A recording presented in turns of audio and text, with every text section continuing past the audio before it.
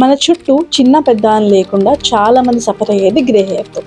కానీ గ్రే హెయిర్ని కవర్ చేయడానికి మన హెల్త్ని రిస్క్లో పెట్టాలా? మా పార్లర్కి మంత్లీ బేసిస్ పైన చాలా మంది వస్తారు హెయిర్ డై చేయించుకోవడానికి. మేము చెప్పే ఫస్ట్ సజెషన్ ఏంటో తెలుసా?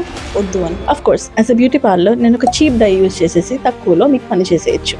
కానీ మేము వద్దు అని చెప్పే ఈ సజెషన్ వెనకాల సైన్స్ ఉంది. మనకి మార్కెట్లో దొరికే చాలా డైస్లో PPD, PTD, hydrogen peroxide and ammonia లాంటి కెమికల్స్ యాడ్ చేస్తారు ఆ డై డార్క్ కలర్లో వచ్చి లాంగ్ లాస్ట్ అవ్వడానికి.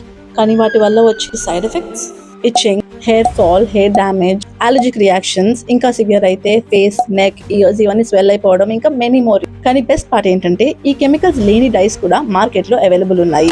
నేను వాటిని కింద క్యాప్షన్స్లో మెన్షన్ చేస్తున్నాను. సింపుల్ అండి.